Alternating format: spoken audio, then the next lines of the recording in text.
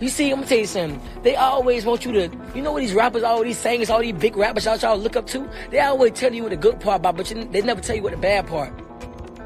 And that's crazy, man. They say the price of fame is your soul. But what if that wasn't just a metaphor? What if the glittering luxury, viral moments, and elite friendships were all just smoke screens hiding something darker? YK Osiris was a rising star, known for his smile, his voice, and his access to hip-hop royalty. But behind the flashy cars and celebrity cosigns, something was deeply wrong. From nervous interviews and bizarre social posts, to spiritual rants and emotional breakdowns, this is no ordinary falloff. This is something else. And it all traces back to Diddy, Drake, and a mysterious trip to Jamaica that changed everything. At first, it looked like another artist going through a rough patch. But when YK Osiris went live, tears in his eyes, pain in his voice, the truth hit different. He said it himself. I want to die. I want to leave this earth. I have no friends. Nobody around me. That wasn't a PR stunt. That was someone who'd seen too much and was barely holding on. But why? What pushed him this far? His fans blamed the industry. But as we'll see, it might have been something far more calculated. In 2021, YK hit financial rock bottom. He posted online that he had to sell his Lamborghini, then his Rolls Royces, even his Cadillacs. He was broke. Or so we thought. Because not long after, he showed up in Jamaica. Not in a hostel. In a luxury villa.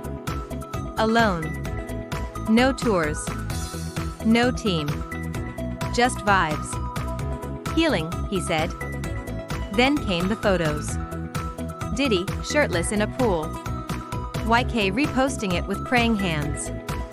Moments later, he uploads a picture of himself, getting a nude massage, writing, vibing to Diddy. Enjoying tropical fruit. That's when people started paying attention, and not in a good way. Fans noticed something weird. No women. No friends. Just luxury and strangely intimate photos that felt off. In one shot, YK leans over a plate of tropical fruit, staged like a magazine shoot. Online rumors exploded. It's Diddy behind the camera. No doubt. This ain't a vacation. This is a transaction. Then, out of nowhere, YK's baby mama adds fuel to the fire. She writes, "Stop asking me about my BD. I caught him with a dude." Suddenly, everything snapped into place for people watching closely. And the whispers about Diddy? They were only getting louder. A few months later, YK sat down with the Breakfast Club. Charlemagne didn't hold back. "People say you were Diddy's secret fling. What's that about?" YK laughed nervously. Tugged his hoodie. Dodged eye contact. He denied it, but his energy said otherwise. DJ Envy pushed. "They said Diddy called you his boy toy." YK tried to laugh it off, but his voice cracked. His body language screamed discomfort, like someone replaying a memory they never wanted to revisit.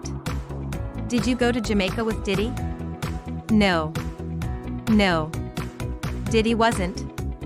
I was with, nah. Diddy was in a different place. It was awkward. It was revealing. And it was the moment people stopped seeing these rumors as just rumors. But this wasn't just about Diddy. Because suddenly, Drake's name enters the mix. There's always been quiet talk about him moving differently behind the scenes. But now? There was video. YK lost a $60,000 bet to Drake. And instead of just paying up, Drake demanded a performance. YK had to sing. Right there. In his crib. On camera. The pressure? Uncomfortable. Forced. Weird. Then came the clip of YK doing sit-ups on Drake's private jet. He wasn't laughing. He wasn't having fun. He looked trapped. One viewer said, "This feels like a humiliation ritual. Like he's not in control at all." And just when you think it couldn't get more bizarre, YK posts a new tattoo. Drake's OVO owl. Inked on his leg. Who tattoos another man's brand like that? Especially when your own brand is crumbling? Eventually, YK couldn't take it anymore. He went live again, but this time, it wasn't tears. It was truth. He called out the industry directly. These rappers out here acting like God gave them this success. Nah. They're serving something else. He spoke of emotional spirits, dark energy, manipulation. They always tell you the good part, but never the bad. This ain't from God. I do this to feed my family. But this ain't what God wants me to do. That's when things shifted.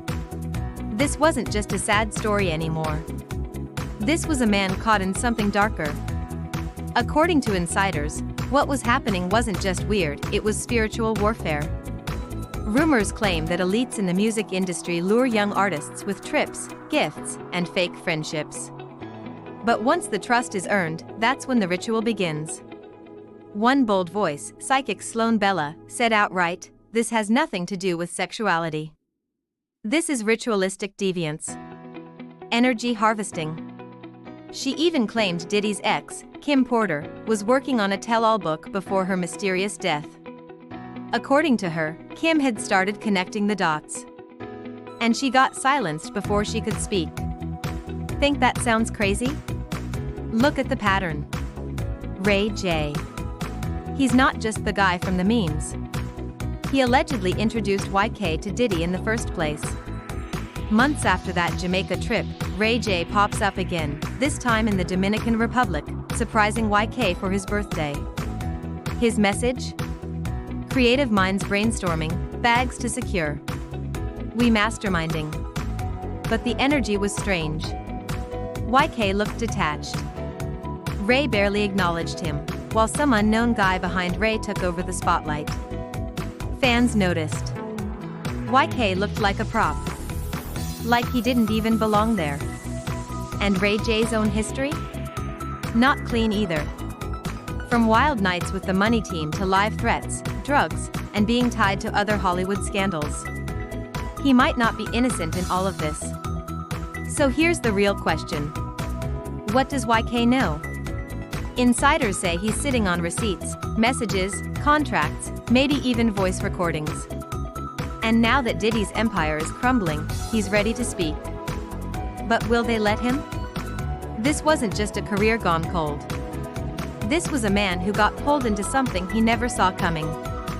Used. Discarded. And left to self-destruct. One commenter summed it up, "He always looked vulnerable." That's how they got him. Another wrote, "He wasn't even smiling on his birthday. He looked empty. Like he knew too much." If this video opened your eyes, drop a comment below. Do you think YK Osiris will speak out? Or is he already silenced? And if you're here for the truth, with no filters, no sugarcoating, hit that like button, subscribe, and don't miss the next chapter. Because what's coming next will make this look like the warm-up.